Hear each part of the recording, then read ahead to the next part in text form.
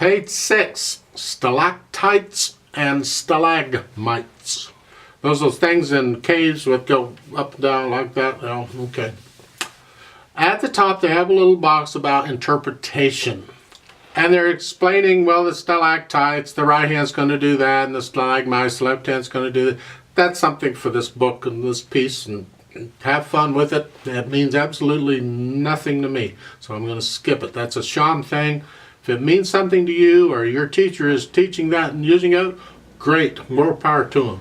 But it does, as a teacher, if I were using this book, yeah, that's nice to know. Now let's move on. Now, in this piece, 3/4 time, we'll start with the right hand. We have another pickup beat in this piece. Third finger, put your hand in this position. Fine, until you get over to the last two measures of the first line. Your thumb's got to go down to the B and here. Remember what I told you about learning those chords in both hands? Well, this is really, we're playing this chord. We're just not using the G. And that's what this is.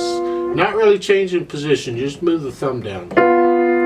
However, in the last measure, the first line, the last note, you got to come up from here to here. See the second finger on the G? Well, it's okay. Just, again, you got to practice that hand move. It's okay. You don't have to have sound all the way through. You can have a little silence between them. A little, not a lot. Just know where you are and where you need to go. And you'll be fine. Because then puts your hand in this position. And that's okay until you get to the last measure of the second line. You're playing the F with the thumb and then the next F with fourth finger. That's common. You need to really be able to do that and eventually do that without looking at the keyboard. These other moves, you might have to look at the keyboard for those. And that puts you back into here, and that's okay until you get to the end, because when you get down to the middle C, you played the note right before the middle C with thumb, and you got to cross over then to get the C. We've already done this earlier. That's okay. Watch out in the right hand for accents. An accent is that little sideways arrow above or below a note, right? Remember that? In the right hand, first line, last note, that's an accented. And the next note, the first note of the second line, that's accented. You just give those two notes a little extra oomph. And when you do that, make sure the natural accent is there so the C gets a little extra than the G. 1, 2, 3, 1, 2, like so. And then the others aren't accented, so you come down. It's just, you get the same thing at the bottom. The last measure of the third line is a G, and then the next note is another G is accented. They're just those two notes. It's just a little interpretive thing they've added in here to add some spice to the music. Left hand, you got these chords. Not a problem. And then the left hand gets the melody. Accents. Now you got to reach down with your little finger a little bit just to catch the B. You're in this position. For this chord, remember this chord? Big disc, not a problem. And then you got a quarter rest because the first note of the second line, you got to come back up to C. Second line, second measure. Well, this is now it's an E flat and a G flat. And they're saying 3/1. Okay, there's other fingerings we could use, but that's fine.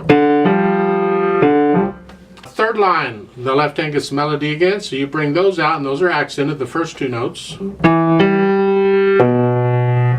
Then fourth line, you got to come up because you played the B in the last measure of the third line.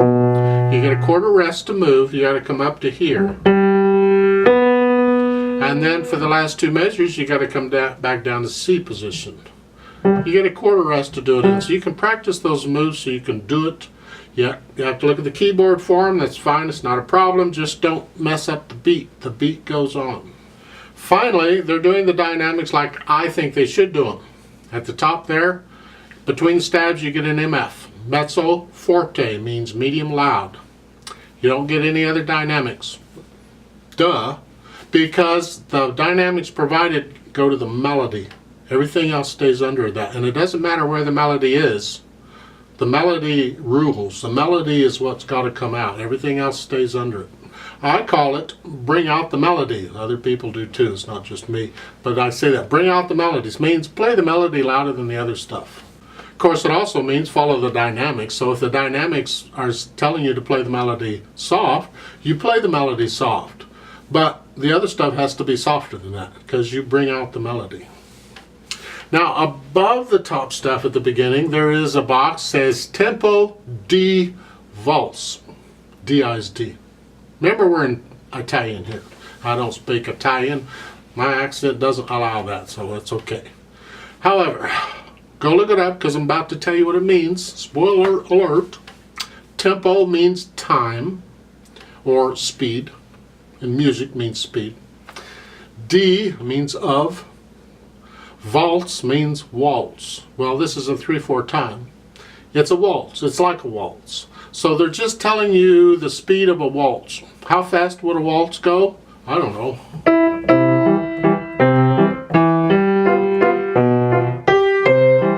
However fast a waltz goes, so there's no set speed on that. You decide if you're going to, because you can have fast waltzes and slow waltzes, and what do you want? Just a typical waltz.